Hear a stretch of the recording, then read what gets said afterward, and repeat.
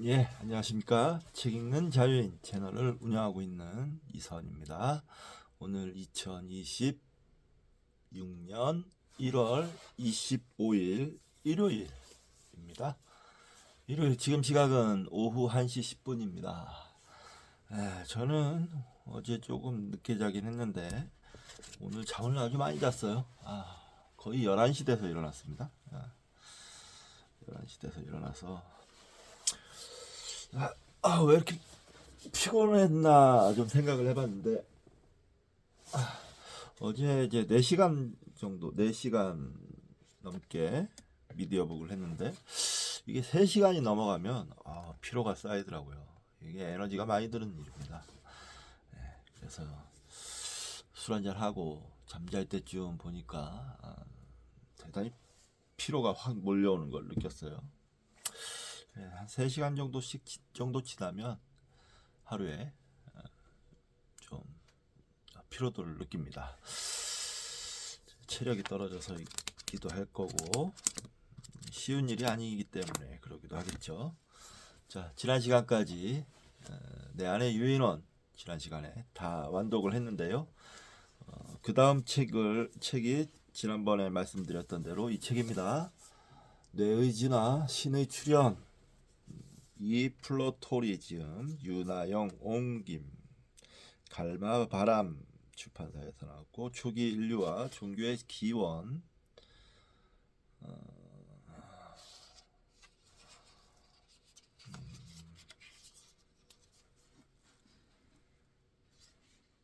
이 책은 좀 어려울 수도 있을 것 같아요. 분명히 이제 좀 저에게는 도전인데 드디어 이제 뇌에 대한 공부도 좀 해야 될 거고요. 그래서 뇌에 관한 책도 조금 참조를 하면서 읽어야 되지 않을까. 너무 어려운 책을 고른 게 아닌가. 뭐 이런 생각도 좀 드는데 뭐 어찌됐건 읽어보도록 하겠습니다. 쉽지는 않을 것 같은데 제가 선택을 한 책이니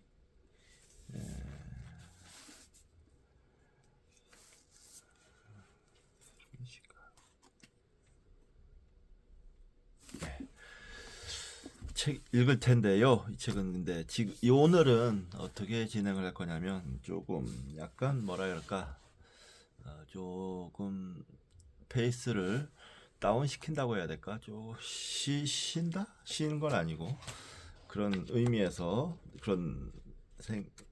의미에서 오늘은 미디어북 오디오북을 할 겁니다. 오늘 오디오북을 할 책은 이반 일리치의 죽음, 유명한 책이죠. 레프 톨스토이의 책인데 그 작품인데요. 레프 톨스토이 지음, 김석희 옮김 이렇게 되어 있습니다. 이 이반 일리치의 죽음은 제가 군에 있을 때 군대에서 읽었던 책입니다. 책인데 굉장히 그때 인상 깊게 읽었었어요. 근데 얼마 전에 이제 저희 대학 동창들이랑 카페에 놀러 갔을 때 이 책이 놓여 있더라고요. 그래서 어떤 책이었더라 하고 생각을 하면서 그래 군대 있을 때 이건 읽었었는데 아주 인상 깊게 읽었지 그런 느낌이 남아 있다가 어제 이렇게 책을 좀 갖고 있는 책을 좀 뒤적이다가 이문열의 세계 명작 산책이란 책이 있어요. 중단편들을 모아놓은 책들인데 이문열 작가가 이제 뭐 이런 식의 여러 문학 작품을 소개하는 책인데 뭐 괜찮다고 봅니다. 좋은 작품들 많이 소개하면 좋죠.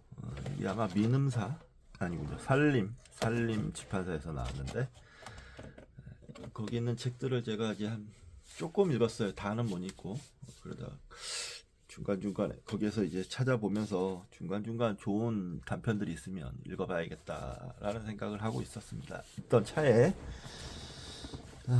오늘 같은 날 괜찮을 것 같아서 준비를 해봤습니다. 자, 오디오북입니다. 오늘은 부담 없이 쭉 읽어 나갈 겁니다. 그러니까 여러분들도 오디오북을 듣는다 생각하면서 같이 즐거운 시간을 보내면 어떨까? 책을 읽으면서 라는 생각이 듭니다. 자, 시작하겠습니다. 이반 일리치의 죽음 1.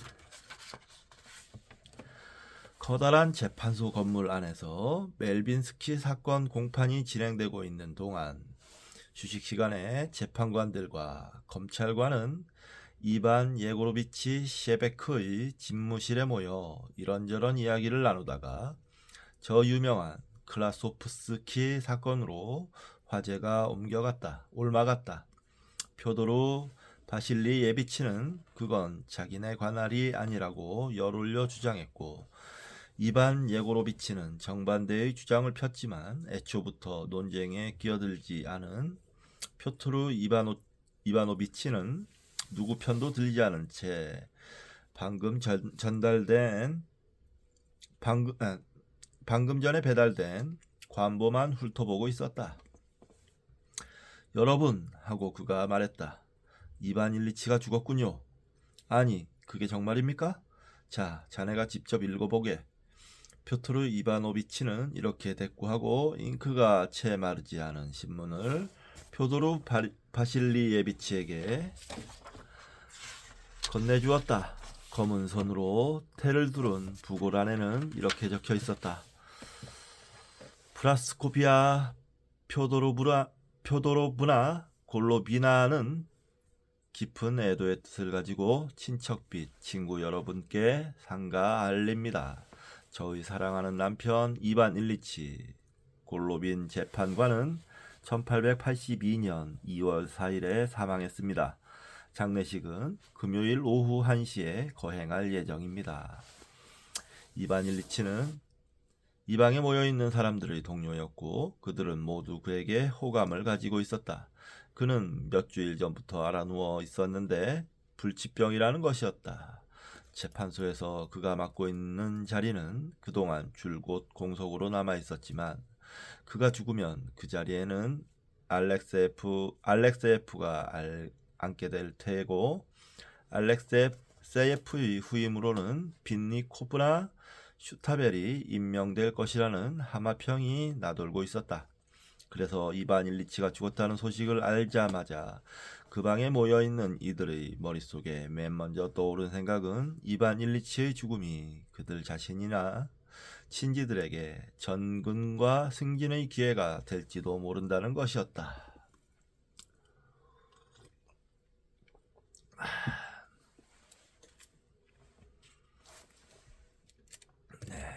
참 세상은 참 비정하죠.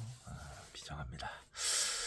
표도르 바실리예비치는 이렇게 생각했다. 나는 이번에 틀림없이 슈타벨이나 빈니코프의 자리를 얻게 될 거야. 그건 오래전부터 약속된 자리니까. 그 자리로 승진하면 수당을 빼고도 해마다 800루블을 더 받게 돼. 표토르 이바노비치는 이렇게 생각했다. 이번 기회에 처남을 칼루가에서 이곳으로 정근시켜달라고 신청해야겠군. 집사람이 무척 기뻐할 거야. 그렇게 되면 나더러 처가 식구들을 위해 해준 게 아무것도 없다는 말을 다시는 못하겠지? 이반 일리치가 병석에서 다시 일어나기는 어려울 거라고 생각하긴 했지만 표토르 이바노비치가 소리내어 말했다. 정말 안 됐군. 그런데 도대체 어디가 잘못된 겁니까? 그 점에 대해서는 의사들도 진단을 내리지 못했다네. 아니, 진단할 수는 있었지만 그 진단이라는 게 의사마다 제각각이었지. 내가 마지막으로 만났을 때만 해도 차츰 좋아지고 있는 줄 알았는데 저는 명절 휴가가 끝난 뒤로는 뵙지 못했습니다. 문병을 가려고 늘 마음은 먹고 있었지만 그런데 재산은 있나? 부인이 좀 갖고 있나 봅니다. 하지만 그것도 얼마 안 되는 모양이에요. 조문을 가긴 가야 할 텐데 집이 너무 멀어서 말이야. 당신 집에서 멀다는 뜻이겠죠. 하기야 당신 집에서는 모든 게 다 머니까. 이 친구는 내가 강 건너에 살고 있다는 게 아무래도 못마땅한 모양이군. 표트르 이바노비치는 셰베크 쪽으로 미소를 던지면서 말했다. 그런 다음 그들은 시내의 어디서 어디까지는 거리가 얼마나 된다느니 하는 이야기를 나누다가 이윽고 법정으로 다시 돌아갔다. 이반 일리치의 죽음은 정근과 승진의 계기가 될지 모른다는 기대감을 불러일으킨 외에 가까운 친지가 죽었다는 사실 자체는 이런 경우에 의례 그렇듯이 그 소식을 들은 사람들 모두의 마음속에 죽은 건 그 사람이지 내가 아니야 하는 안도감을 불러일으켰다. 그들은 저마다 그래 그는 죽었지만 나는 이렇게 살아있잖아 하는 생각이나 느낌을 가졌다. 하지만 이반 일리치의 친지들 가운데 좀 더 가까웠던 사람들, 이른바 친구들은 예의상 장례식에 참석하여 미망인에게 조의를 표하는 따위의 귀찮은 의무를 수행해야 할 것이라는 생각도 하지 않을 수 없었다.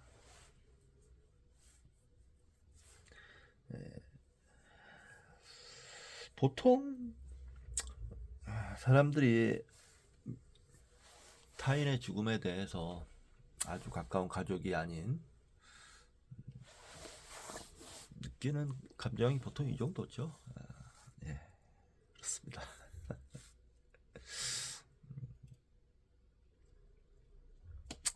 저도 그렇고요. 네. 이반 일리치가 가장 절친했던 사람은 표도르 바실리예비치와 표트르 이바노비치였다.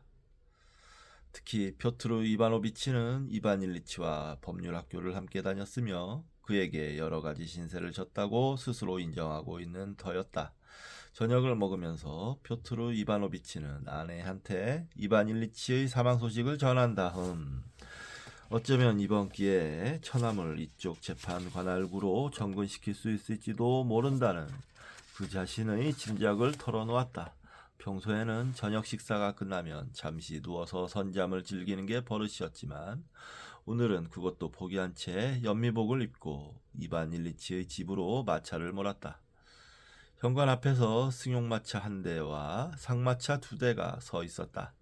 아래층 현관홀의 옷걸이 옆에는 관뚜껑이 벽에 세워져 있었는데 금속가루로 윤을 낸 관뚜껑은 금실과 술로 장식된 황금빛 천으로 덮여 있었다. 검은 상복 차림의 두 여자가 외투를 벗고 있는 참이었다. 그중 한 여자는 표트로 이바노비치가 전부터 알고 있는 이반 일리치의 누이였지만 다른 한 사람은 처음 보는 여자였다. 동료 재판관인 슈바르츠가 2층에서 내려오다가 표토르 이바노비치가 들어오는 것을 보고는 걸음을 잠깐 멈추고 눈을 깜빡 여보였다. 그 눈짓은 마치 이반 일리치는 이를 망쳐버렸지 뭐야. 자네나 나와는 달리 점점점 하고 말하는 것 같았다.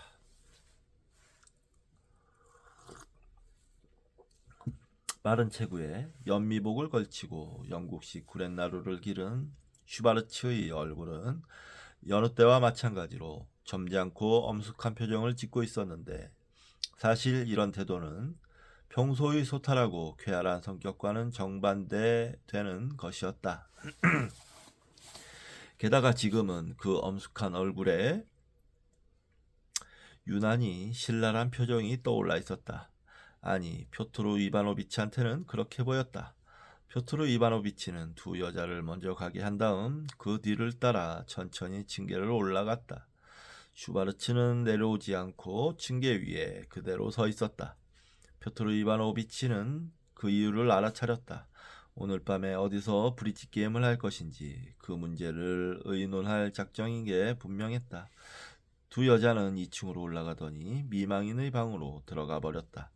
슈바르츠는 눈썹을 움직여 빈소가 차려져 있는 오른쪽 방을 가리켰다. 입술은 심각하게 꽉 다물고 있었지만 눈에는 장난스러운 표정이 떠올라 있었다. 이런 경우에는 누구나 다 그렇듯이 표트르 이바노비치도 어떻게 하면 좋을까 생각하면서 빈소로 들어갔다. 이런 경우에는 성호를 긋는 것이 가장 무난하다는 것쯤은 그도 알고 있었다. 하지만 성호를 그으면서 동시에 고개를 숙여 절을 해야 하는지 어떤지에 대해서는 별로 자신이 없었다. 그래서 그는 중용을 택했다. 빈소로 들어가면서 성호를 긋기 시작하는 동시에 고개를 살짝 숙여 절하는 신용을 한 것이다. 그리고 머리와 팔이 움직일 수 있는 범위 안에서 재빨리 방안을 둘러보았다. 두 젊은이, 가로 열고 고인의 조카인 듯 싶었고 그 중 하나는 고등학생이었다. 가로 닫고 두 젊은이가 성호를 그으며 방에서 나가고 있었다. 한 노파가 꼼짝도 않고 가만히 서 있었고 눈썹이 초승달처럼 묘하게 생긴 여자가 그 노파에게 뭐라고 속삭이고 있었다. 블로코트 차림의 건장하고 활기찬 부사제가 어떤 반박도 용납하지 않는 단호한 표정을 짓고 큰 소리로 무언가를 읽고 있었다. 주방 담당 하인인 게라심이 표트르 이바노비치 앞을 가벼운 걸음으로 지나가면서 바닥에 무언가를 뿌리고 있었다. 이를 본 순간 표트르 이바노비치는 썩어가는 시체에서 희미한 악취가 풍기고 있음을 깨달았다. 이반 일리치를 마지막으로 찾아왔을 때 표트르 이바노비치는 게라심을 서재에서 보았다. 이반 일리치는 게라심을 특히 좋아했기 때문에 그가 병자를 수발하는 임무를 맡고 있었다. 표트르 이바노비치는 관과 부사제 그리고 한쪽 구석의 탁자 위에 놓여있는 성상들의 중간쯤 되는 방향으로 고개를 약간 숙인 채 계속 성호를 그었다.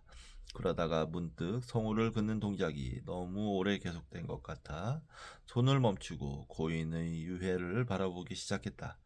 사람이 죽으면 을에 그렇듯이 고인이 된 이반 일리치도 관 속에서 유난히 묵직하게 누워 있었다. 뻣뻣해진 팔다리는 부드러운 깔개 속에 푹 파묻혀 있고 베개 위에 얹힌 머리는 영원히 축 늘어져 있었다. 움푹 꺼진 양쪽 관자놀이 위에는 머리가 벗겨진 누르스름한 이마가 불쑥 튀어나와 있었는데 이것은 죽은 사람의 특징이었다. 그리고 불쑥 튀어나온 코는 입술을 짓누르고 있는 것처럼 보였다. 모습이 많이 달라져서 표트르 이바노비치가 마지막으로 보았을 때보다 훨씬 야위어 있었지만 모든 시체가 그렇듯이 이반 일리치의 얼굴도 살아있을 때보다 한층 멀끔하고 무엇보다도 위험이 있어 보였다. 그 얼굴 표정은 필요한 일은 모두 해냈다. 그것도 올바르게 해냈다고 말하는 것 같았다. 뿐만 아니라 그 표정에는 살아있는 자들에 대한 비난과 경고도 담겨 있었다. 표트르 이바노비치한테는 이 경고가 다소 엉뚱하게 여겨졌다. 그는 왠지 불쾌한 기분이 들었다. 그래서 다시 한번 서둘러 성호를 긋고는 발꿈치를 획 돌려 밖으로 나왔다. 그렇게 서툴게 나온 것이 예의를 무시한 행동이었다는 것은 그 자신도 의식했다. 옆방에서는 슈바르츠가 두 다리를 쫙 벌리고 뒷짐진 두 손으로 실크 해트를 만지작거리면서 기다리고 있었다. 그 쾌활하고 단정하고 우아한 모습을 보자 표트르 이바노비치는 금세 기분이 상쾌해졌다. 가까운 사람이 죽으면 마음이 울적해지는 법인데 저 친구는 이런 일에 초월해 있어서 조금도 영향을 받지 않는구나 하고 표트르 이바노비치는 생각했다. 슈바르츠의 표정은 이렇게 말하고 있었다. 이반 일리치의 장례식이라고 해서 그것 때문에 평상시 관례를 어길 필요는 없어. 오늘 밤 하인이 새 양초 4자루를 갖다 놓은 탁자에 둘러앉아 새 카드를 뜯어서 뒤섞는 일을 막지는 못할 거라는 얘기지. 요컨대 이반 일리치가 죽었다고 해서 우리가 오늘 밤 유쾌하게 지내지 못할 이유는 전혀 없다는 말일세. 실제로 그는 앞을 지나가는 표트르 이바노비치에게 바로 그런 말을 속삭이면서 표도르 바실리 예비치의 집에서 열리는 카드놀이에 함께 가자고 제의했다. 하지만 표트르 이바노비치는 그날 밤 브릿지 게임에 참석할 운명이 아니었던 모양이다. 상복을 입은 프라야코비아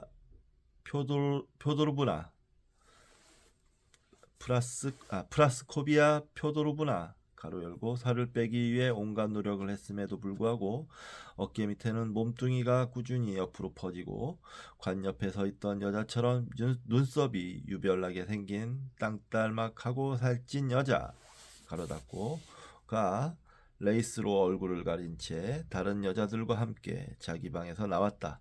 그리고는 그 여자들을 빈소로 안내한 다음 이렇게 말했다. 이제 곧 예배가 시작될 거예요. 들어들 와주세요.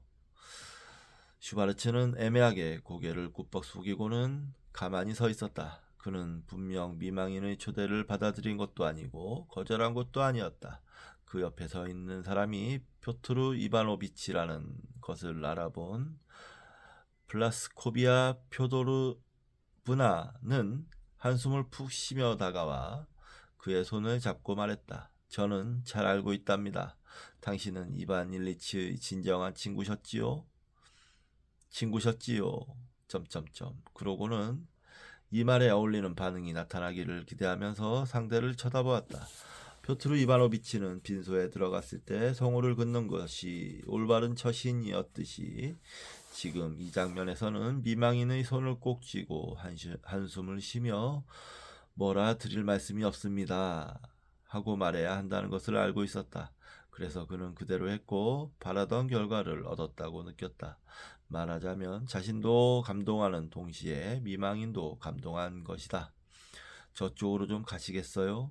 예배가 시작되기 전에 말씀드리고 싶은 게 있어요. 미망인이 말했다. 팔을 좀 빌려주세요.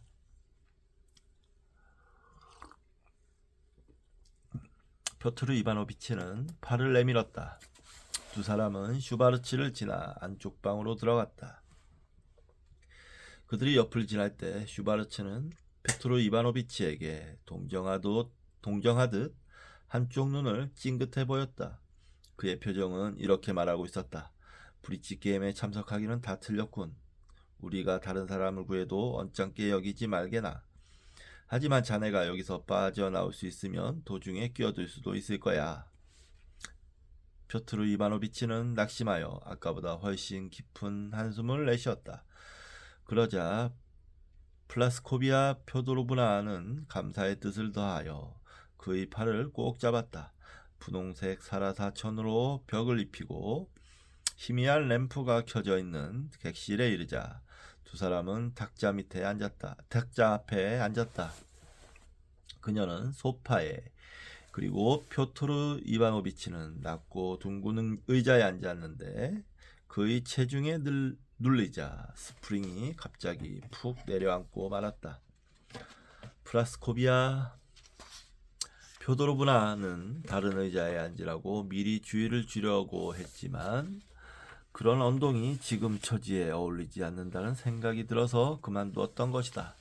표트르 이바노비치는 그 푹신한 의자에 앉아서 이반 일리치가 이 객실을 꾸미기 위해 얼마나 애썼는지를 생각했다.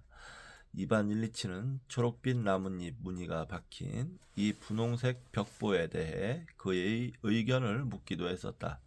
방은 가구와 골동품으로 가득 차 있었기 때문에 소파로 가던 미망인의 검은 레이스 숄이 복잡한 조각이 새겨진 탁자 모서리에 걸렸다. 표트르 이바노비치가 그것을 벗겨주려고 일어서자 그의 체중에서 해방된 스프링도 따라 일어나 그를 획 떠밀었다. 미망인은 제 손으로 숄을 떼어내기 시작했다. 그래서 표트르 이바노비치는 다시 의자에 앉아 건방진 스프링을 엉덩이로 짓눌렀다. 하지만 미망인은 좀처럼 숄을 떼어내지 못했다. 그래서 표트르 이바노비치는 다시 일어났고 의자는 다시 반란을 일으켰다. 이번에는 튀어오르기만 한 게 아니라 삐걱거리는 소리까지 냈다. 이런 소동이 겨우 끝나자 미망인은 깨끗한 이마 손수건을 꺼내 들고 흐느끼기 시작했다. 그러나 표트르 이바노비치의 감정은 숄이 탁자 모서리에 걸린 사고와 의자와의 투쟁 때문에 어느덧 차갑게 식어버렸다. 그래서 그는 찌무룩한 표정으로 멀뚱히 앉아 있었다. 이 어색한 상황을 중단시킨 것은 이반 일리치의 집사인 소콜로프였다. 소콜로프는 객실로 들어오더니 마님에게 고른 쇳자리 값이 고른 맷자리 값이 200루블이라고 보고했다. 미망이는 울음을 그치고 희생자 같은 표정으로 표트르 이바노비치를 쳐다보면서 남편의 죽음이 자기한테는 너무 가혹한 시련이라고 프랑스어로 말했다. 표트르 이바노비치는 말 대신 몸짓으로 충분히 이해한다는 뜻을 전했다.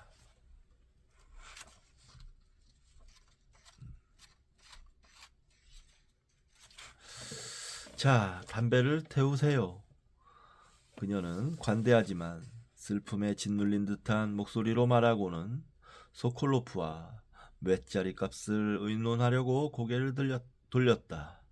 표트르 이바노비치는 담배를 피우면서 그녀가 묘지의 다른 맷자리 값을 자세히 묻고 나서 마침내 적당한 맷자리를 결정할 때까지의 자초지종을 들을 수 있었다.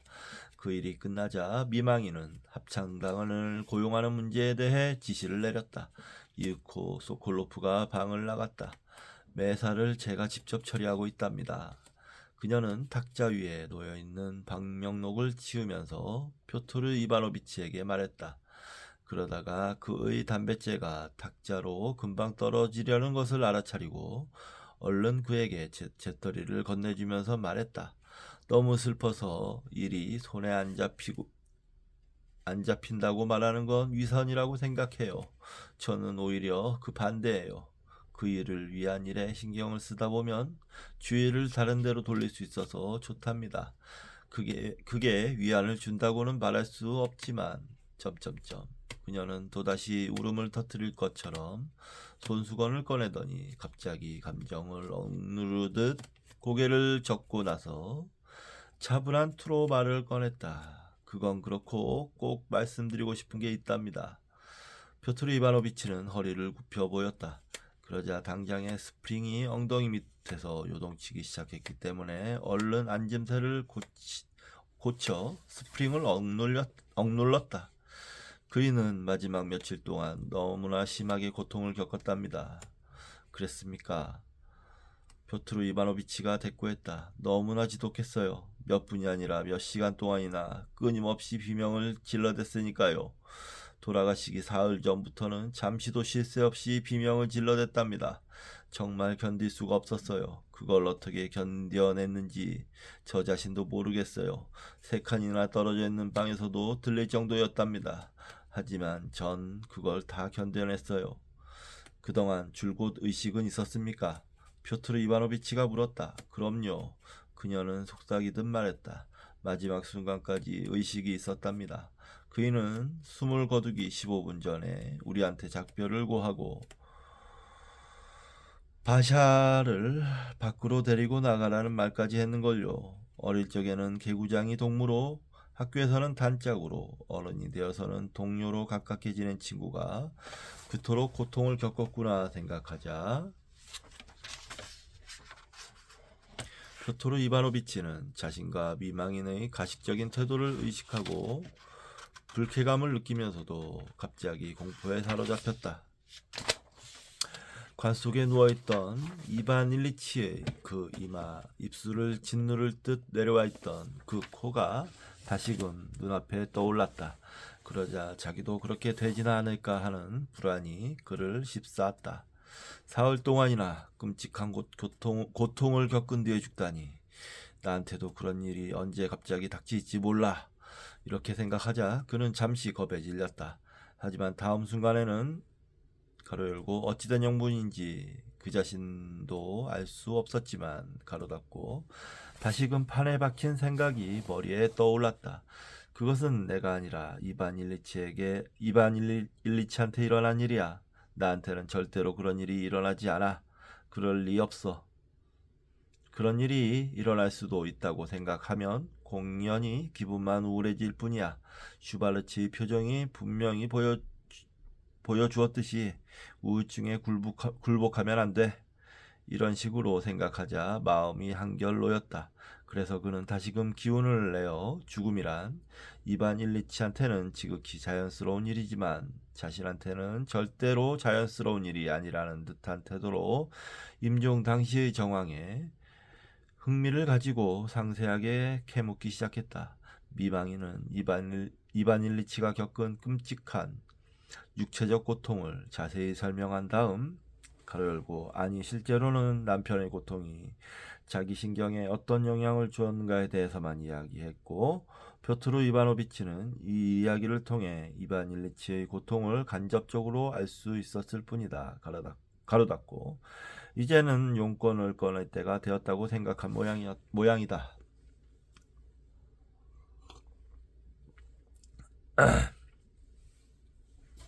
오, 표트르 이바노비치 씨, 정말 괴로운 일이에요.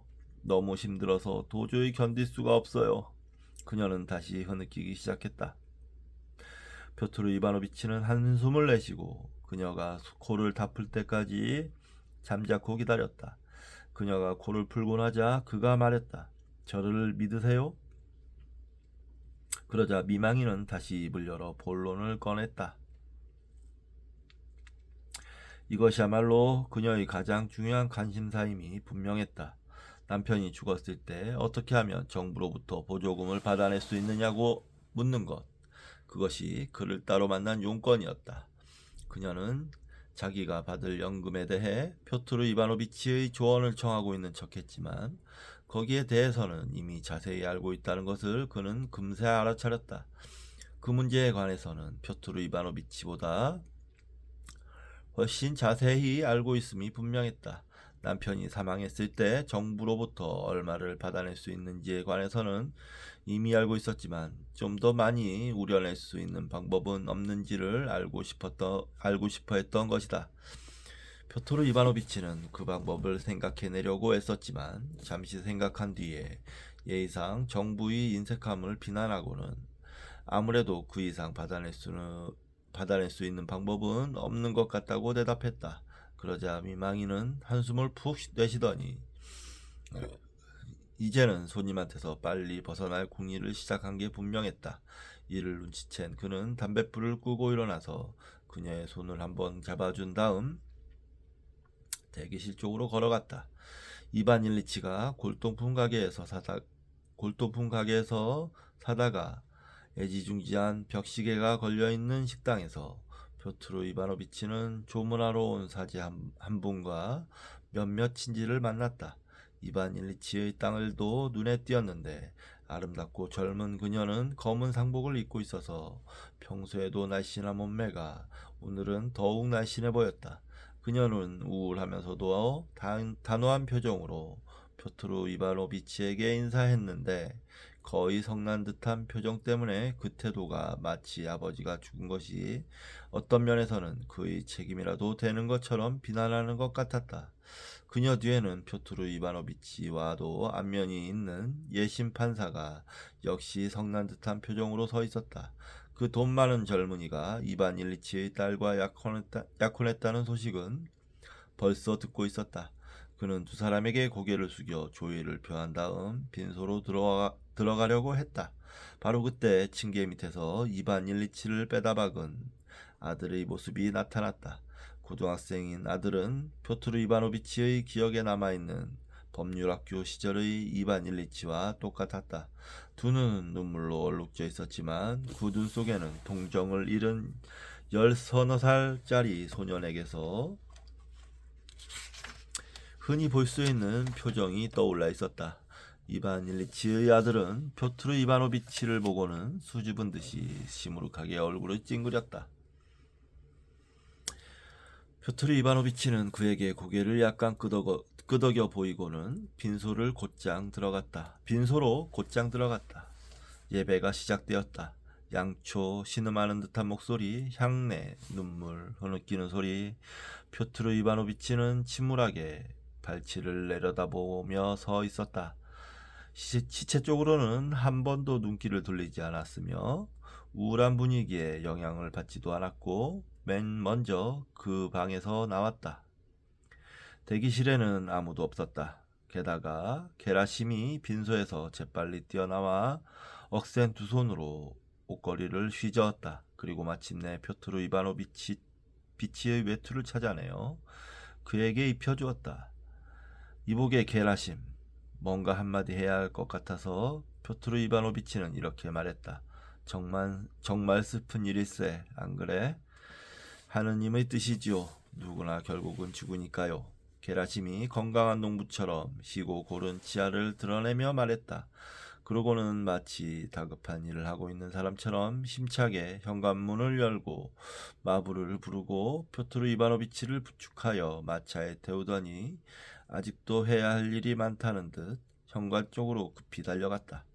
향내와 시체 썩는 냄새와 석탄산 냄새를 맡은 뒤라 표트르 이바노비치에게는 밤 공기가 유난히 상쾌하게 느껴졌다.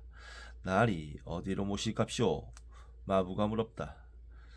아직 그렇게 늦진 않았군. 표도르 이바노 표도르 바실리예비치네 집으로 가볼까?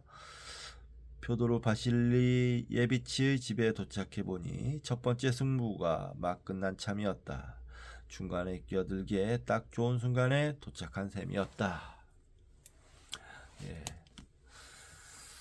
어느 평범한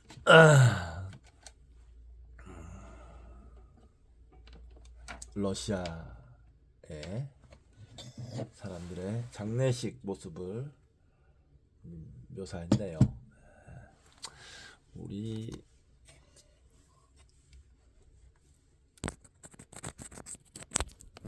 나라 장례식도 여러분들도 다 장례식에 가봤을 테니 그런 생각이 좀 들었을 것 같네요. 눈이 지금 너무 안 좋아서 거의 글씨가 잘 안 보일 정도로 눈의 피로도가 좀 쌓여 있는 것 같습니다. 잠시 쉬었다가 지금 챕터 1이 끝났거든요. 잠시 쉬었다가 챕터 2로 넘어가도록 하겠습니다. 마사지를 좀 하고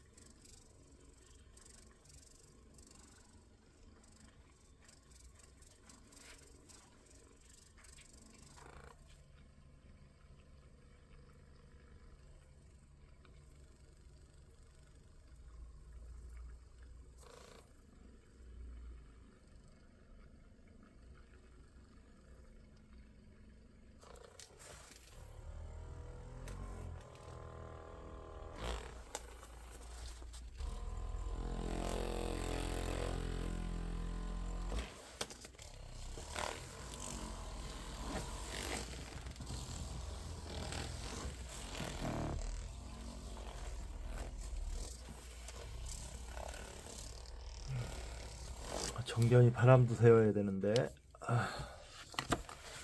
잠시 쉬었다가 이어서 있도록 하겠습니다.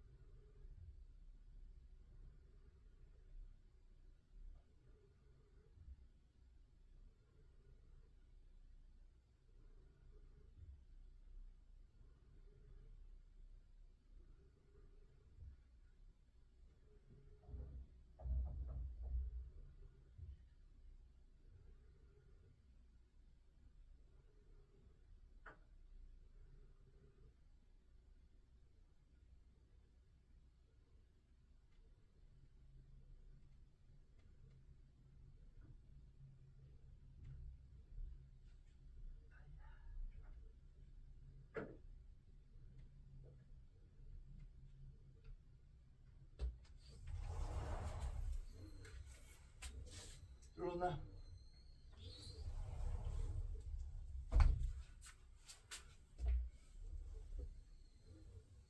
이리 와.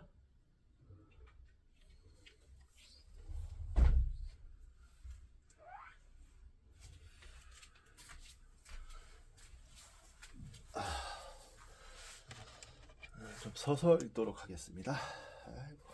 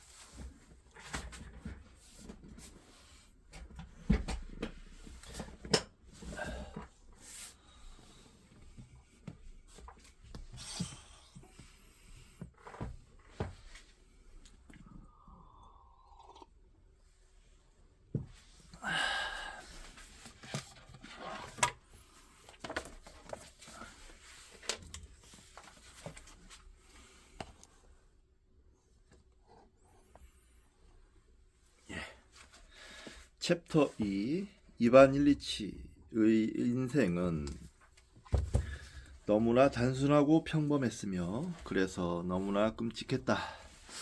그는 재판관으로 있다가 45살에 세상을 떠났다. 그의 부친은 페테르스부르크,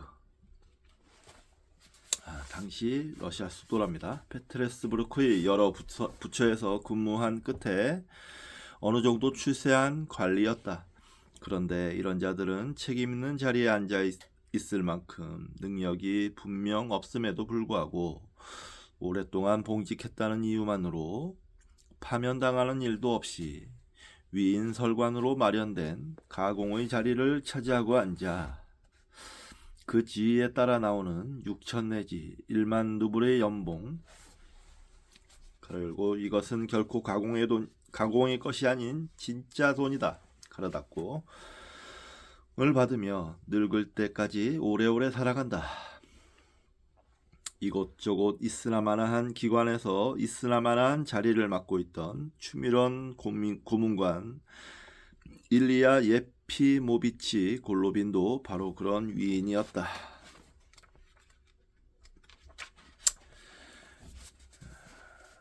그는 세 아들을 두었는데 이반 일리치는 둘째 아들이었다. 맏아들은 부서는 다르지만 아버지가 걸어온 출세의 길을 그대로 밟은 끝에 이제는 벌써 아버지와 비슷한 한직을 차지할 수 있는 단계에 다가가고 있었다. 셋째 아들은 인생의 낙오자였다. 그는 수많은 자리를 전전하는 가운데 장래를 스스로 망쳐버렸고 그래서 지금은 철도국에서 한 자리 얻어 일하고 있었다. 아버지와 형들은 물론 어머니와 형수들은 더욱 그를 만나기 싫어했으며 어쩔 수 없는 경우가 아니면 그의 존재를 기억하는 것조차 꺼려했다. 루이는 그래프 남작한테 시집을 갔는데 이 남작은 장인과 비슷한 유형의 관리였다. 이반 일리치는 흔히 말하는 집안의 자랑거리였다. 그는 형처럼 냉정하고 고지식한 인간도 아니고 그렇다고 동생처럼 함부로 날뛰는 인간도 아니었다. 말하자면 그 중간쯤 되는 지적이고 세련되고 활기차고 사교적인 인물이었다. 그는 동생과 함께 법률학교에서 공부했지만 동생은 교육과정을 다 마치지 못하고 5학년 때 퇴학당하고 말았다. 이반 일리치는 우수한 성적으로 졸업했다. 그는 법률학교에 다닐 때나 학교를 졸업한 뒤에나 전혀 변함이 없었다. 말하자면 그는 평생 동안 유능하고 쾌활하고 싹싹하고 사교적인 남자, 하지만 자신의 의무라고 생각하는 일은 엄격하게 실행하는 남자로 남아있었다. 그리고 그가 자신의 의무라고 생각하는 일은 높은 양반들이 그의 의무로 생각하는 일, 바로 그것이었다. 소년 시절에도 어른이 된 뒤에도 그는 결코 남에게 아첨하는 일이 없었지만 파리가 불빛에 끌려들듯 지체 높은 사람들에게 마음이 끌리는 것은 아주 어릴 때부터 그의 천성이었다. 그는 이런 사람들의 생활 방식과 인생관을 배우는 한편 그들과 친밀한 관계를 맺고 있었다. 어린 시절과 젊은 시절의 온갖 열정은 그에게 별다른 흔적을 남기지 않고 지나갔다.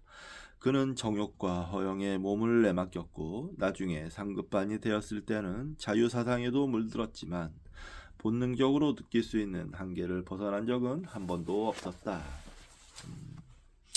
대단히 모범생.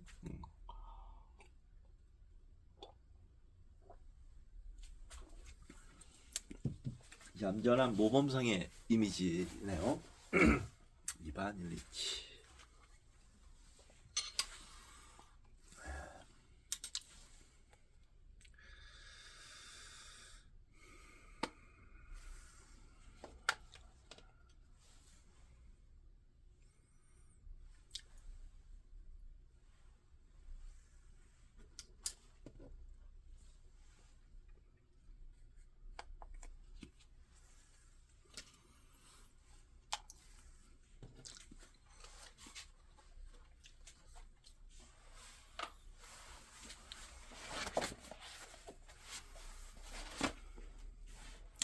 법률학교 시절에 그는 어떤 일들을 저질렀는데 이런 행위들은 스스로도 몹시 불쾌한 일로 여겨졌던 것들이며 그런 짓을 하는 중에도 자신에 대한 혐오감을 느꼈지만 그 후 지체 높은 사람들도 다 그런 짓을 하고 있으며 그러고도 별로 나쁘게 생각하지 않는다는 사실을 알고부터는 그 짓을 옳은 일이라고 생각할 수는 없었지만 깨끗이 잊어버릴 수 있었고 어쩌다 생각이 나더라도 후회하는 일은 없게 되었다.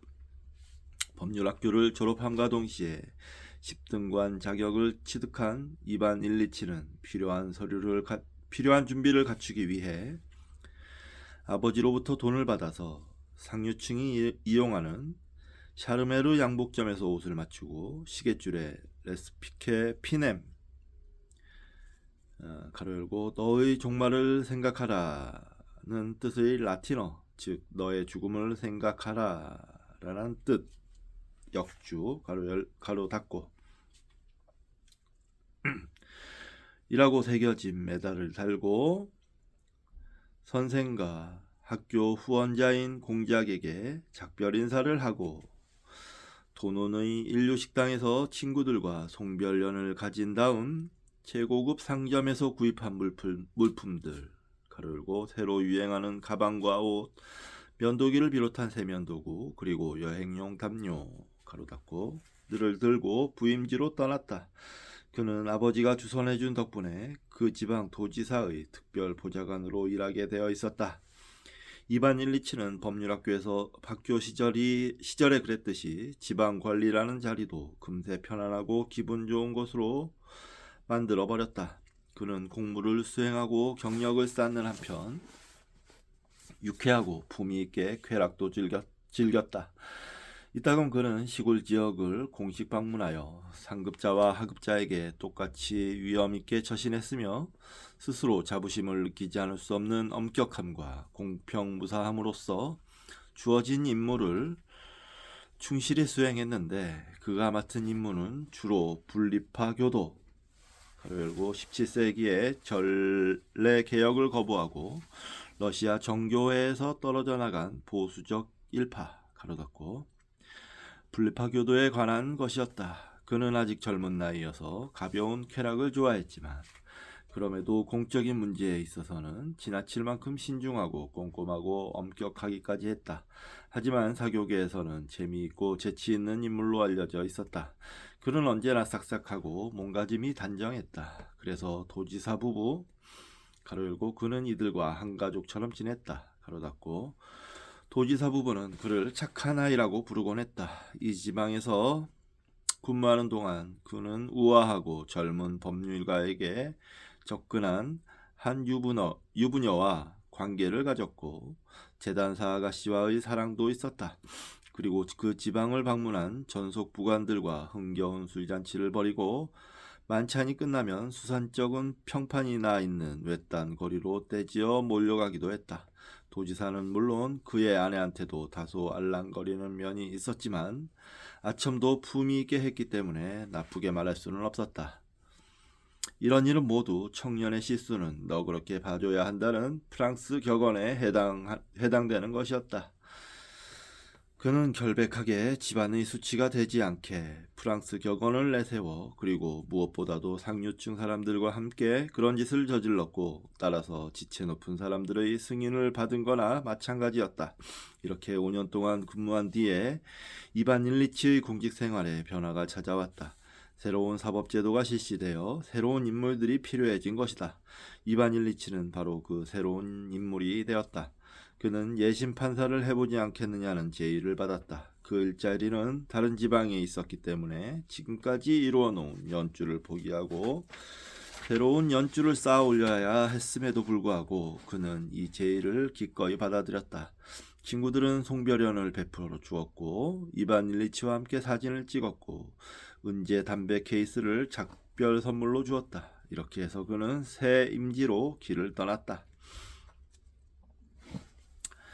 이반 일리치는 예심 판사가 된 뒤에도 도지사의 특별보좌관으로 일할 때처럼 공무와 사생활을 엄격히 구분했으므로 널리 존경을 받았다. 그리고 예심 판사의 직무는 전보다 훨씬 재미있고 매력적이었다. 전에는 사르메르가 재단한 법복을 입고 도지사와의 접견을 기다리는 청원자들과 관리들 사이를 지나가는 것이 그렇게 유쾌할 수 없었다. 그가 도지사와 함께 차를 마시고 흡연을 즐기기 위해 느긋한 걸음걸이로 스스럼 없이 지사실로 곧장 들어가면 사람들은 모두 그를 부러워했다. 하지만 그가 자기 뜻대로 다룰 수 있는 사람은 그리 많지 않았다. 그런 사람은 특별 임무를 띠고 지방을 방문했을 때 만나는 경찰관과 분리파 교도들 뿐이었다. 그는 이들을 정중하게 친구끼리처럼 격의 없이 대화하기를 좋아했다. 우리를 누릴 수도 있는 권한을 가진 사람이 이렇게 겸손하고 솔직하게 우리를 대하고 있구나 하는 느낌을 그들에게 주려는 것 같았다.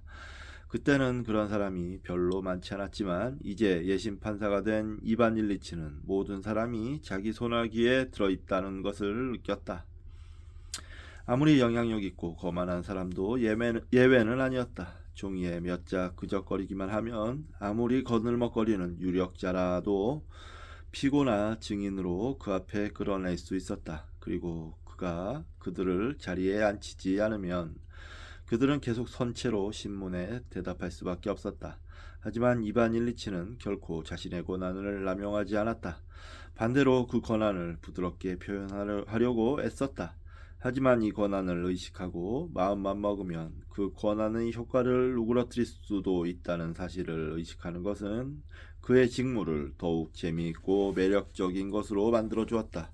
그는 일할 때, 특히 사람들을 신문할 때 사건의 법률적 측면과 관계없는 사항은 모조리 배제하여 아무리 복잡한 사건도 서류에 나타나 있는 외면적인 형태만으로 축소해버리는 요령을 금세 터득했다.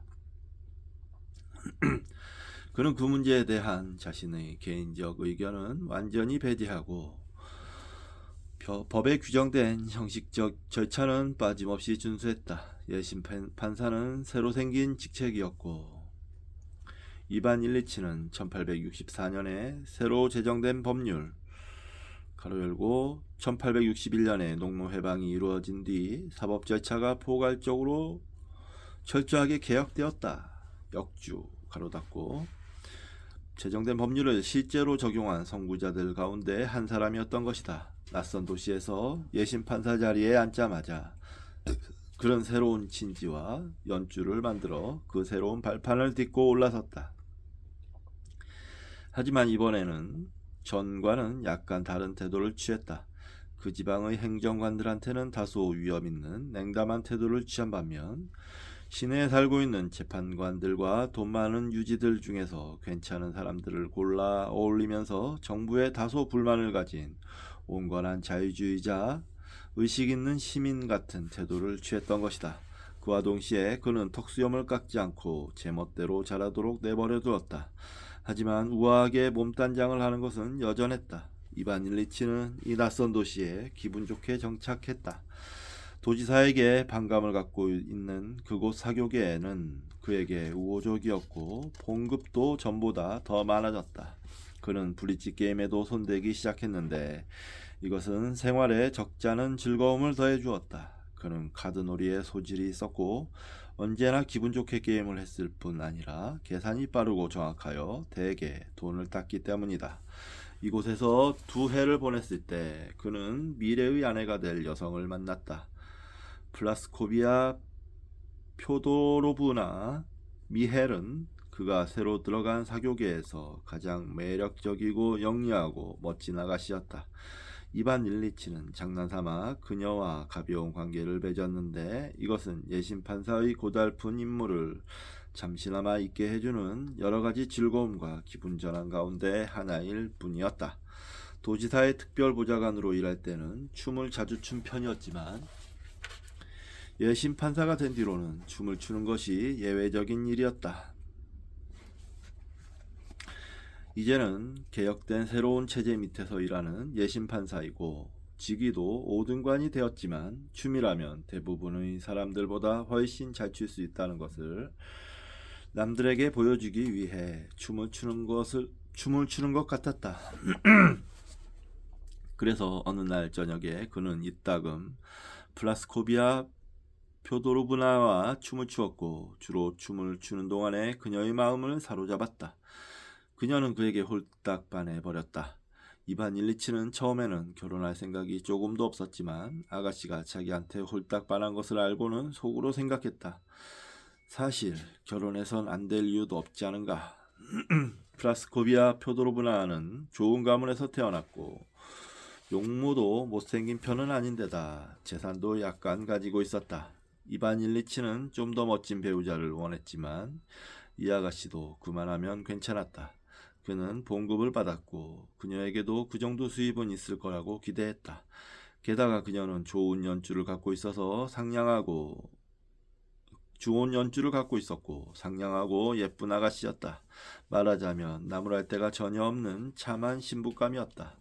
이반 일리치가 플라스코비아 표도로브나와 결혼한 것은 그가 그녀를 사랑하고 그녀에게서 그의 인생관에 대한 공감대를 발견했기 때문이라고 말하는 것은 그가 속해 있는 사교계가 이 결혼을 찬성했기 때문에 그녀와 결혼했다고 말하는 것과 마찬가지로 잘못된 것이다. 사실은 이 2가지 이유가 모두 그에게 영향을 주었다. 이 결혼은 그에게 개인적인 만족을 가져다 줄 테고 그의 친지들 가운데 가장 지위가 높은 사람들도 그와 플라스코비아 표도로브나를 잘 어울리는 짝으로 생각했다. 그렇게 해서 이반 일리치는 결혼했다. 결혼을 준비하는 과정은 무척 즐거웠다. 다정한 애무와 새 가구, 새 그릇, 새 침구와 더불어 시작된 신혼생활도 아내가 임신할 때까지는 무척 즐거웠다. 그래서 이반 일리치는 편안하고 기분 좋고 유쾌하고 항상 품이 있는 그의 생활 가로 열고 사회가 좋게 생각하고 그 자신이 당연하게 여기고 있는 생활 가로 닫고를 결혼이 망치기는커녕 오히려 더 좋게 개선해 줄 거라고 생각하기 시작했다. 하지만 아내가 임신한 직후부터 지금까지 없었던 불쾌하고 우울하고 꼴사나운 일들이 뜻밖의 불쑥불쑥 모습을 드러냈다. 게다가 거기서 도망칠 길도 전혀 없었다. 아내는 아무 이유도 없이 가로 열고 이반 일리치는 아내가 복에 겨워서 그런다고 생각했다. 가로 닫고 유쾌하고 점잖은 생활을 어지럽히기 시작했다.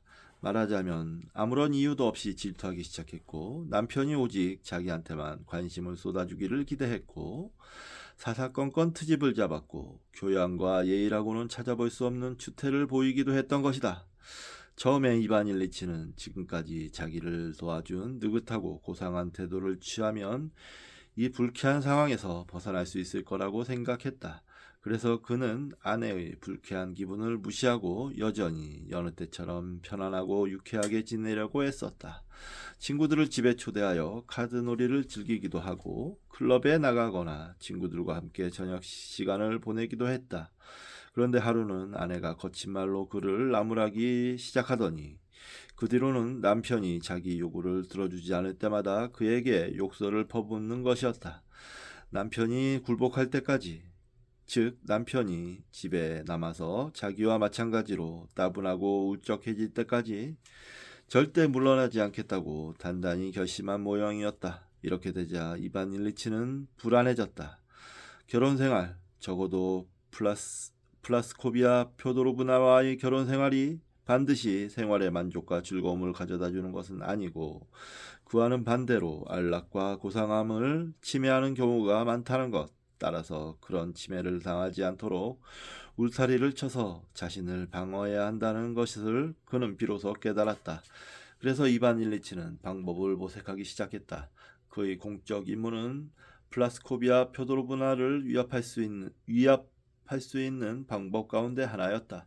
이반 일리치는 자신의 지위와 거기에 수반되는 직무를 이용하여 아내를 상대로 자신의 독립성을 지키기 위한 투쟁을 시작했다.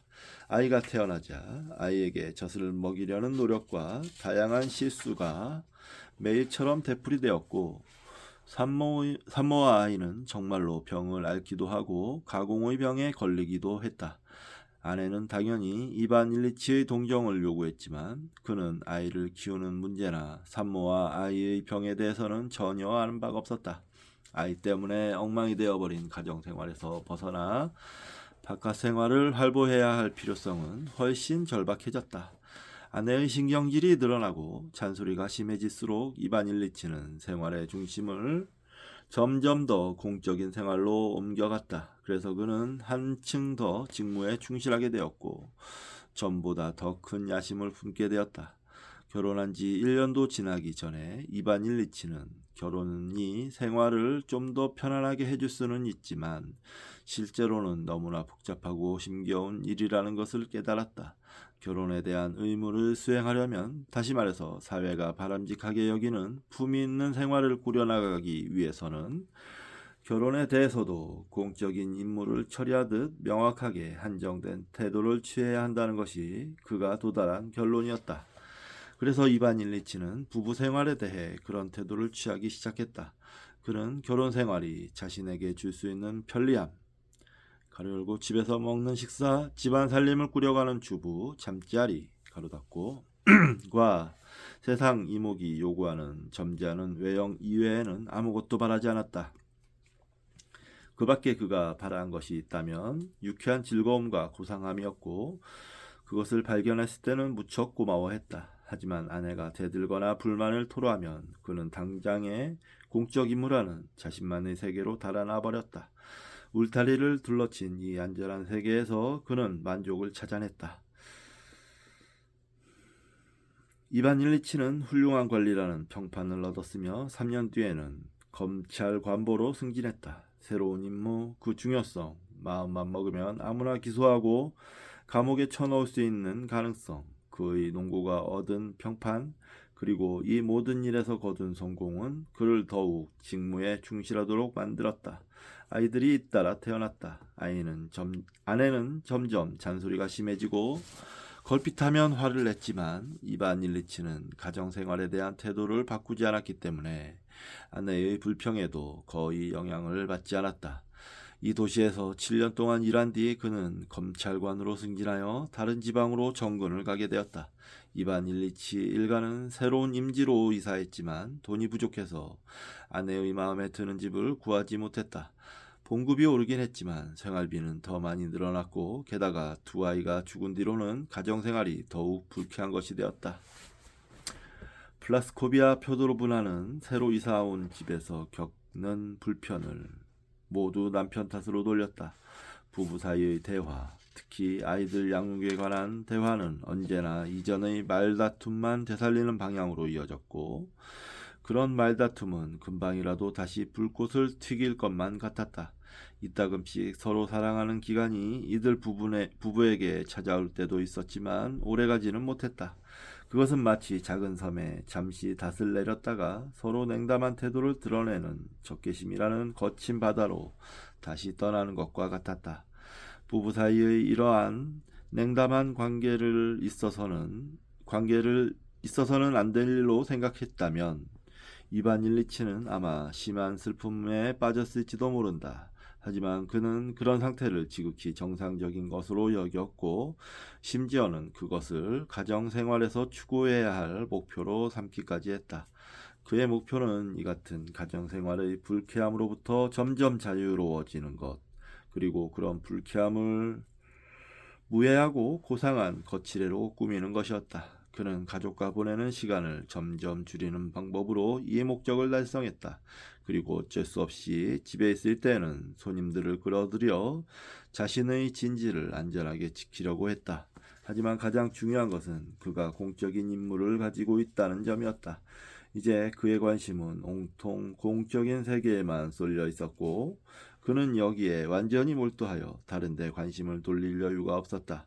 마음만 먹으면 누구든지 파면시킬 수 있는 권한과 그 중요성에 대한 자각, 법정에 들어갈 때의 위험 있는 모습, 부하 직원들과의 회의, 상급자 및 하급자들과의 성공적인 관계, 그리고 무엇보다도 사건을 처리하는 능숙한 솜씨. 이 모든 것은 동료들과 잡담을 나누거나 식사를 같이 하거나 브릿지 게임을 하는 것과 더불어 그에게 커다란 즐거움을 주고 그의 생활을 가득 채우고 있었다. 그래서 이반 일리치의 생활은 그가 바라는 대로 즐겁고 고상하게 계속되었다. 그렇게 또다시 7년이 흘렀다. 맏딸은 벌써 16살이 되었고 아이가 또 하나 죽어서 아들은 하나밖에 남지 않았는데 이제 고등학생인 이 외아들이 부부 사이에 불화를 일으키는 원인이었다. 이반 일리치는 아들을 법률학교에 보내고 싶었지만 플라스코비아 표도로브나는 남편한테 신미술을 부리느라 일부러 아들을 고등학교에 입학시키고 말았다.